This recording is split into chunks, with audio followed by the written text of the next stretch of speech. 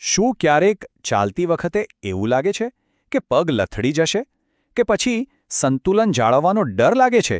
તો આજે સમર્પણ ફિઝિયોથેરાપીની માર્ગદર્શિકાના આધારે આપણે સમજીશું કે કેવી રીતે ફરીથી એ જ સંતુલન અને આત્મવિશ્વાસ પાછો મેળવી શકાય. તમને જાણીને નવાઈ લાગશે, પણ વૈશ્વિક અભ્યાસો કહે છે કે દર વર્ષે દર 3માંથી 1 વરિષ્ઠ નાગરિક પડી જવાનો અનુભવ કરે છે. આ આંકડો ખરેખર ગંભીર છે અને તેના પર ધ્યાન આપવું ખૂબ જ જરૂરી છે. જો જેમ જેમ ઉંમર વધે છે તેમ સંતુલન થોડું ઓછું થાય એ એકદમ સ્વાભાવિક છે, પણ એનો મતલબ એ નથી કે આપણે એને સ્વીકારી લેવું પડે. સારી વાત એ છે કે આ કોઈ એવી સમસ્યા નથી જેનો કોઈ ઉકેલ જ ન હોય.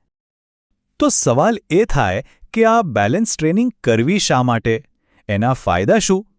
સૌથી મોટો ફાયદો તો એ છે કે પડવાનો ભય ઘટી જાય છે. સાથે સાથે પગ અને કમરના સ્નાયુઓ મજબૂત બને છે. ચાલવામાં એક અલગ જ આત્મવિશ્વાસ આવે છે. અને સૌથી અગત્યનું, રોજના કામ માટે કોઈના પર આધાર રાખવો પડતો નથી. સારું, પણ આપણે ક્યારે વિચાર્યું છે કે આવું થાય છે શા માટે? અચાનક કેમ સંતુલન ઓછું થવા લાગે છે? ચાલો એના મૂળ કારણોને સમજીએ, જેથી આપણે સાચી દિશામાં કામ કરી શકીએ. આ માર્ગદર્શિકા મુજબ એના મુખ્યત્વે 5 કારણો છે. 1. પગ અને થાપાના સ્નાયુઓનું નબળું પડવું. 2. ઘૂંટણ, ઘૂંટી કે કમર જેવા સાંધામાં જડતા આવી જવી. 3. દ્રષ્ટિમાં ફેરફાર. 4. કેટલીક સ્વાસ્થ્ય સમસ્યાઓ. અને છેલ્લું, ઓછી શારીરિક પ્રવૃત્તિવાળી જીવનશૈલી. આ બધી જ વસ્તુઓ ભેગી મળીને આપણા સંતુલન પર અસર કરે છે. ચાલો હવે આપણે સીધા એ કસરતો પર આવીએ જે મદદરૂપ થઈ શકે છે. પણ હા, એક વાત યાદ રાખજો, કોઈ પણ કસરતની શરૂઆત સુરક્ષિત રીતે કરવી એ સૌથી મહત્વનું પગલું છે. અને આપણો પહેલો અને છેલ્લો નિયમ એક જ છે: સુરક્ષા સૌથી પહેલા. કસરત કરતી વખતે હંમેશા કોઈ મજબૂત ખુરશી કે દિવાલનો સહારો લેવાનો. આરામદાયક કપડાં અને પગને સપોર્ટ આપે તેવા પગરખાં પહેરવા. બધી જ હલનચલન ધીમે ધીમે અને ધ્યાનપૂર્વક કરવી, કોઈ ઉતાવળ નહીં. અને જો ક્યારે ચક્કર આવે કે સારું ન લાગે તો તરત જ અટકી જવું. અને હા, જો કોઈ ગંભીર બીમારી હોય તો ડૉક્ટરની સલાહ લેવી ખૂબ જ જરૂરી છે. મુખ્ય કસરત શરૂ કરતા પહેલાં ચાલો શરીરને થોડું તૈયાર કરી લઈએ. આ માટે 3 ખૂબ જ સરળ વોર્મઅપ છે. પહેલું, એક જગ્યાએ ઊભા રહીને 30થી 60 સેકન્ડ માટે માર્ચિંગ કરવું. બીજું, ખભાને 10 વાર આગળ અને 10 વાર પાછળની તરફ ગોળ ફેરવવા. અને ત્રીજું, દરેક પગની ઘૂંટીને બંને દિશામાં 10-10 વાર ફેરવવી. સરસ, વોર્મઅપ થઈ ગયું. હવે આપણે એ મુખ્ય કસરતો જોઈશું જે આપણી સ્થિરતા વધારવામાં ખરેખર મદદ કરશે. સૌથી પહેલી કસરત છે હીલ ટુ ટો વોક. આમાં દિવાલ પાસે ટેકા માટે ઊભા રહીને એક પગની એડીને બીજા પગના પંજાની બરાબર સામે મૂકવાની છે અને પછી એવી રીતે જ સીધી લીટીમાં 10-12 ડગલા આગળ ચાલવાનું છે. આનાથી ચાલવામાં સ્થિરતા આવશે. બીજી કસરત છે એક પગ પર ઊભા રહેવો.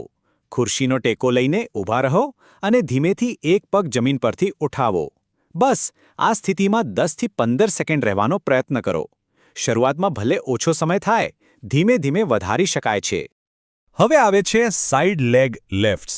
આમાં પણ ખુરશી પકડીને શરીર એકદમ સીધું રાખીને એક પગને ધીમે ધીમે બાજુની તરફ ઉઠાવવાનો છે. બંને બાજુ 10-12 વાર આનો અભ્યાસ કરો.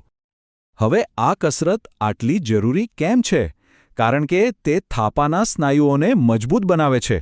અને આ એ જ સ્નાયુઓ છે જે આપણને વળાંક લેતી વખતે કે ચાલતી વખતે સંતુલન જાળવવામાં મદદ કરે છે.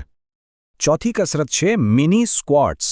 આમાં બંને પગ ખભા જેટલા પહોળા રાખી ધીમે ધીમે ઘૂંટણ વાળીને નીચે જવાનું છે, જાણે કોઈ ખુરશી પર બેસતા હોઈએ.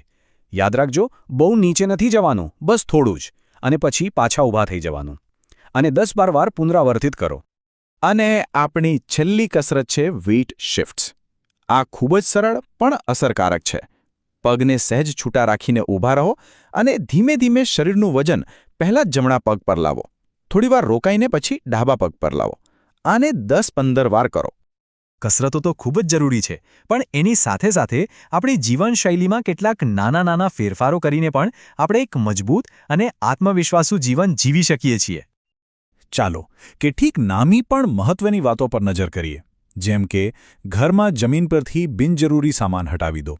ઘરમાં પૂરતો પ્રકાશ હોય એનું ધ્યાન રાખો. એવા પગરખાં પહેરો જે લપસી ન જાય.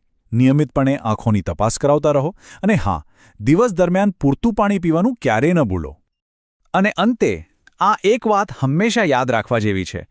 સમર્પણ ફિઝિયોથેરાપી કહે છે, સંતુલન ઉંમરને કારણે નથી જતું, પણ શારીરિક નિષ્ક્રિયતાને કારણે જાય છે. આ વિચાર આપણને એક નવી જ હિંમત અને સકારાત્મક દ્રષ્ટિ આપે છે. ખરું ને? તો પછી પોતાના મજબૂત અને સુરક્ષિત ભવિષ્ય તરફ આજે જ પહેલું ડગલું ભરવા માટે તૈયાર થવાય. યાદ રાખો, શરૂઆત ગમે ત્યારે થઈ શકે છે.